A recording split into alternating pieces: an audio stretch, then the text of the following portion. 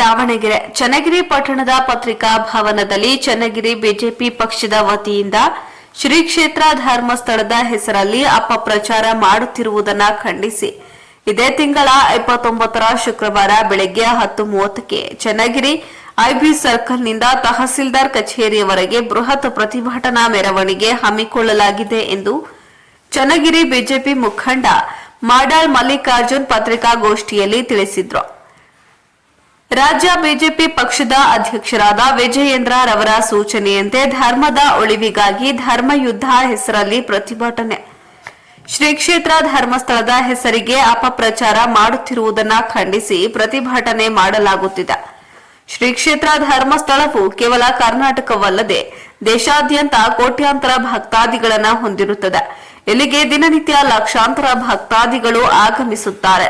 ಹಿಂದೂಗಳಿಗೆ ಇದು ಧಾರ್ಮಿಕ ಶ್ರದ್ಧೆಯ ಕೇಂದ್ರವಾಗಿರುತ್ತದೆ. ಶ್ರೀ ಕ್ಷೇತ್ರದ ಮತ್ತು ಹಿಂದೂ ಧರ್ಮದ ವಿರುದ್ಧ ಪಿತೂರಿ ಮಾಡುತ್ತಿರುವವರ ವಿರುದ್ಧ ಹಾಗೂ ರಾಜ್ಯ ಸರ್ಕಾರ ಇಂಥವರಿಗೆ ಕ್ರಮ ಕೈಗೊಳ್ಳುವಂತೆ ಒತ್ತಾಯಿಸಿ ಪ್ರತಿಭಟನೆ. ಆದ್ದರಿಂದ ಪ್ರತಿಭಟನೆಯಲ್ಲಿ ಪಕ್ಷದ ಕಾರ್ಯಕರ್ತರು ಮತ್ತು ಹಿಂದೂ ಬಾಂಧವರು, ಶ್ರೀ ಕ್ಷೇತ್ರದ ಅಭಿಮಾನಿಗಳು ಪಕ್ಷಾತೀತವಾಗಿ ಹೆಚ್ಚಿನ ಸಂಖ್ಯೆಯಲ್ಲಿ ಭಾಗವಹಿಸಿ ಪ್ರತಿಭಟನೆಯನ್ನ ಯಶಸ್ವಿಯಾಗಿ ನಡೆಸಿಕೊಡಬೇಕು ಎಂದು ತಿಳಿಸಿದರು.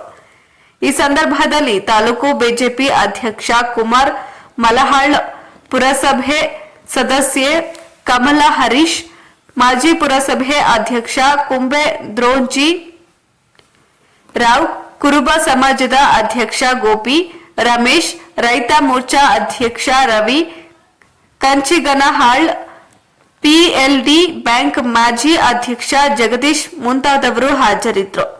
ವರದಿ ದೇವರಾಜ್ ಕೆ ನೆಲ್ಲಿಹಂಕಲು. ಕರ್ನಾಟಕ ರಾಜ್ಯದಾದ್ಯಂತ ನಮ್ಮ ಭಾರತೀಯ ಜನತಾ ಪಕ್ಷದ ರಾಜ್ಯಾಧ್ಯಕ್ಷರು ವಿಜಯೇಂದ್ರ ಅವರು ಕರೆ ಕೊಟ್ಟಿದ್ದಾರೆ. ಧರ್ಮದ ಉಳಿವಿಗಾಗಿ ಧರ್ಮಯುದ್ಧ. ಎಲ್ಲ ಕಡೆ ಜನ, ಇಡೀ ಕರ್ನಾಟಕದ ರಾಜ್ಯದಾದ್ಯಂತ ಸಮರೋಪಾದಿಯಲ್ಲಿ ಈ ಒಂದು ವಿಚಾರಕ್ಕೆ ಬೆಂಬಲವನ್ನು ಕೊಡ್ತಾ ಇರ್ತಕ್ಕಂಥದ್ದನ್ನ ನಾವು ನೀವು ನೋಡಿದ್ದೇವೆ. ಅದೇ ರೀತಿ ನಮ್ಮ ಚನ್ನಗಿರಿ ತಾಲೂಕಿನಲ್ಲಿ ಇದೇ ಶುಕ್ರವಾರ, ನಾಳೆ ಬಿಟ್ಟು ನಾಡಿದ್ದು ಅಲ್ವಾ, 29ನೇ ಶುಕ್ರವಾರ ಬೆಳಗ್ಗೆ 10:30ಯಿಂದ ನಾವೇನು ಐಬಿ ಸರ್ಕಲ್ನಿಂದ ಕನ್ಸಾಲ್ ಬೀದಿ, ಗಣಪತಿ ಸರ್ಕಲ್ಲು, ಮಾರುತಿ ಸರ್ಕಲ್ಲು, ಇದ್ರ ಸರ್ಕಲ್, ಅಂತರ್ಘಟ್ಟಮಲ್ ದೇವಸ್ಥಾನದ ಕೋಟೆ ಸರ್ಕಲ್, ಅಂತರ್ಘಟ್ಟಮಲ್ ದೇವಸ್ಥಾನ, ಅಲ್ಲಿಂದ ನ್ಯಾಷನಲ್ ಹೈವೇಗೆ ಬಂದು ಅಲ್ಲಿಂದ ಮತ್ತೆ ಬಿಒ ಆಫೀಸ್ ಮುಂದೆ ಬಂದು ಇಲ್ಲಿ ನಮ್ಮ ಐಬಿ ಸರ್ಕಲ್ ನಲ್ಲಿ ನಮ್ಮ ಪ್ರತಿಭಟನೆಯನ್ನ ವ್ಯಕ್ತಪಡಿಸ್ತೀವಿ. ಏನಾಗಿದೆ, ವ್ಯವಸ್ಥಿತವಾಗಿ ಪಿತೂರಿಯನ್ನ ಮಾಡ್ತಾ ಅಪಪ್ರಚಾರ ಮಾಡಿ ಶ್ರದ್ಧಾ ಕೇಂದ್ರಗಳನ್ನು, ನಮ್ಮ ದೇವಸ್ಥಾನಗಳಿರ್ಬೋದು, ಅನೇಕ ಶ್ರದ್ಧಾ ಕೇಂದ್ರಗಳ ಮೇಲೆ, ತಿರುಪತಿ ಆಯಿತು, ನಮ್ಮ ಶನಿ ಸಿಂಗಾಪುರ ಆಯಿತು, ಅಯ್ಯಪ್ಪ ಸ್ವಾಮಿ ಆಯಿತು, ಈಗ ಧರ್ಮಸ್ಥಳದಲ್ಲಿ ಯಾಕೆ ಹಿಂಗೆ ಮಾಡ್ತಾರೆ ಅಂದರೆ ಅದರದ್ದೇ ಒಂದು ವಿಶೇಷವಾದ ವ್ಯವಸ್ಥೆ.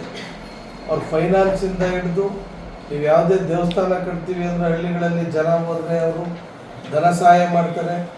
ಯಾವುದೇ ಒಬ್ಬ ಈಗ ಯಾರೋ ಹೋಗಿ 2,000 ಕೊಡ್ತೀನಿ ನೀನು ಕನ್ವರ್ಟ್ ಆಗೋದ್ರೆ ಧರ್ಮಸ್ಥಳದ ದುಡ್ಡು ಬರೋದಕ್ಕೆ ಹೋಗಲೇ ಅಂತ ಹೇಳ್ತಾರೆ. ಅಂದರೆ ಸಮಾಜದಲ್ಲಿ ಧರ್ಮಸ್ಥಳದ ಭಕ್ತಿ, ಧರ್ಮವಾದ ನಡವಳಿಕೆ ನಮ್ಮ ಜನಜೀವನದಲ್ಲಿ ಹಾಸುಹೊಕ್ಕಾಗಿದೆ. ಇದನ್ನು ಹಾಳುಗೆಡಬೇಕು.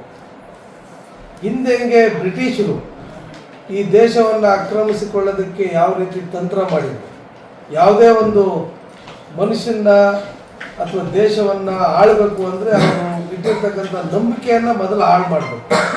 ಆ ನಂಬಿಕೆಗೆ ಧಕ್ಕೆ ಬಂದಾಗ ಅವರು ನಮ್ಮ ಕಂಟ್ರೋಲಿಗೆ ಬರ್ತಾರೆ ಅನ್ನೋದೇನು ಒಂದು ಹಳೇ ನಿಯಮ ಬ್ರಿಟಿಷರದ್ದಿದೆ.